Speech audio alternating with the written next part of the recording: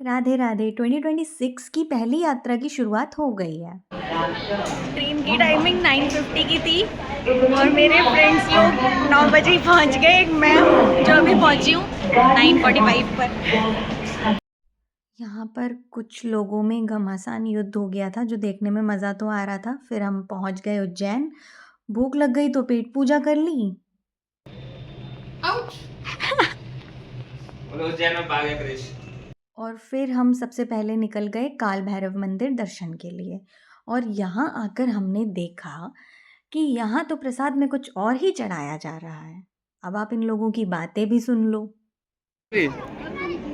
गिरेंगे गिरेंगे इधर गिरेंगे गिरेंगे इधर ठीक से पकड़ो। एक आओ ना, अपना पैर नहीं खोल लो। नहीं, इनका ही खोल लो। तो हम मंदिर पहुँच अब गए। बोलो। बाबा के द्वार पे आ गए हैं, चलो बोल जय भोलेनाथ। आप कुछ बोलेंगे? छह काल भैरव। ये कर्जा मुक्ति वाला प्रसाद है। इसे चढ़ाने से कर्जा मुक्त हो जाता है। और ये जो प्रसाद है ये मैंने इससे कर्जा लेकर के खरीदा है। और ये है सिद्धिदात्री देवी का मंदिर। हाँ, ये वही मंदिर है जहाँ पर ये लाइन से ऐसे दीपक जलाए जाते हैं और ये रात में बहुत ही ज़्यादा सुंदर लगता है। और इसी बीच स्पॉटेड हुए एक पूकी भैया, जो पता नहीं किसी तो फीमेल का बैग कैरी करे हुए हैं।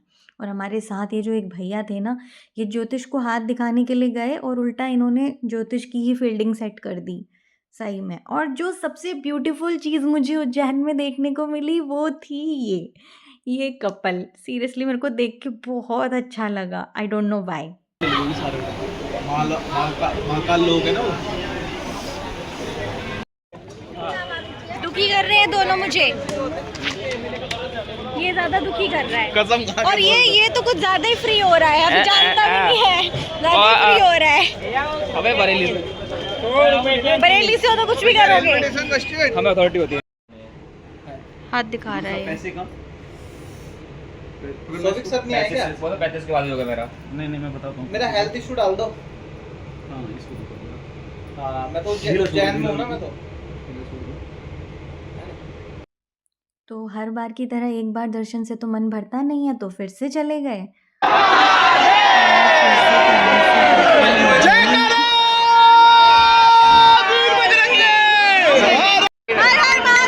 हर हर महादेव।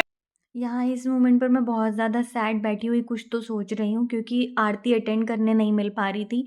और जो मेरे दोस्त लोग हैं वो बहुत ही ज़्यादा कोशिश कर रहे थे कि कैसे भी करके हमें उस पार जाने को मिल जाए और आरती देखने को मिल जाए।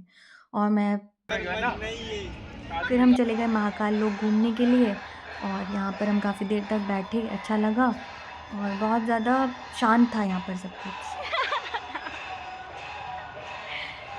तो गाइस, कैसा रहा आपका? आप तो पहले भी आ चुके हैं। आपका एक्सपीरियंस कैसा रहा इस बार का? जब भी आओगे आपको कुछ नया ही मिलेगा देखने के लिए। हर महादेव। आपने और मैंने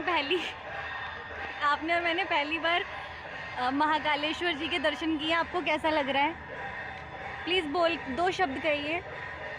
प्लीज़ 2 शब्द कहिए mister Aman. Mister Aman, audience is waiting for you. Har Har Mahadev.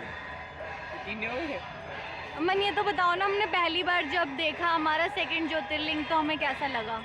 बहुत अच्छा। बहुत अच्छा लगा। हमने टोटल कितनी बार देखा? 3 बार। 3 बार देखा। एक दिन में 3 बार। और उसके बाद हम आ गए ओमकारेश्वर दर्शन के लिए। ओमकारेश्वर नर्मदा नदी के किनारे है और ये बहुत ही ज़्यादा ब्यूटीफुल रिवर है, एक्सट्रीमली। तो जितने प्यारे दर्शन हमें महाकालेश्वर में हुए थे ना, उतने ही ज़्यादा जटिल दर्शन हमें ओमकारेश्वर और मंगलेश्वर में हुए। सीरियसली।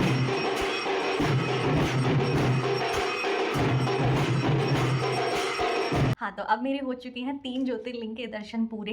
काशी विश्वनाथ जी के दर्शन मैं कर चुकी हूँ। महाकालेश्वर, ओमकारेश्वर और ममलेश्वर मिलाकर के एक ज्योतिर्लिंग बनता है, मेरे को ऐसा पता है। तो मतलब मेरे टोटल 3 ज्योतिर्लिंग के दर्शन हो चुके हैं। बट आई थिंक कि हमें उज्जैन तो दोबारा जाना पड़ेगा, क्योंकि ये वाला जो था ना, ये बहुत ज़्यादा एक्सट्रीम मेमोरेबल था।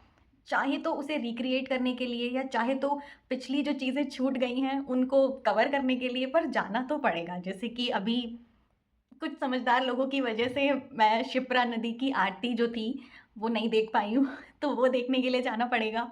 और जो इंदौर के पास जो हनुमान जी हैं वो देखने के लिए जाना पड़ेगा।